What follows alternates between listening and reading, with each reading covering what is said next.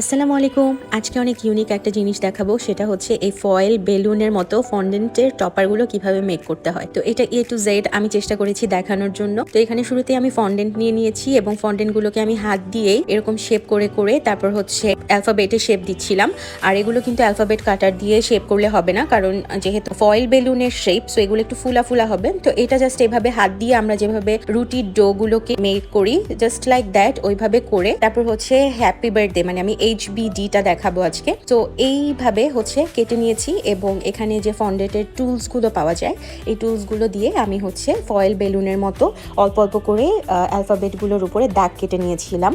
আর এখানে আরেকটা জিনিস আমি করেছি, সেটা হচ্ছে যে অ্যালফাবেটগুলোর লাইক H এর মাঝখানের যে দাগটা ওইটা জোড়া লাগানোর জন্য, B এর দাগটা জোড়া লাগানোর জন্য এগুলো হচ্ছে আমি পানি ইউজ করেছি। এখানে আমি কোনো গ্লু বা গাম ইউজ করিনি। অনেকের কাছে গাম থাকে, তারা চাইলে ওইটা ইউজ করতে পারে। ফন্ডেন্টের এগুলোর জন্য অ্যাকচুয়ালি পানি ব্রাশ করলেই অনেক ইজিলি হয়ে যায়। তো এরপরে হচ্ছে আমি আবার এরকম দেখতে পাচ্ছেন একদম চিকন শেপের বর্ডার দেওয়ার জন্য করে আমি আবার হাত দিয়ে এটা খুব সুন্দর করে শেপ দিয়ে নিয়েছিলাম।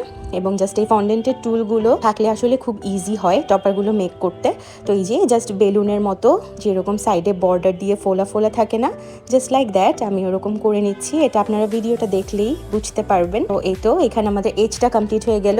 সেম আমি একই প্রসেস B এবং D তে রিপিট করেছি। আর এই প্রসেসটা আসলে ভিডিও দেখে বুঝে নিতে হবে ডিটেইলে আমি কাজটা কিভাবে করছি।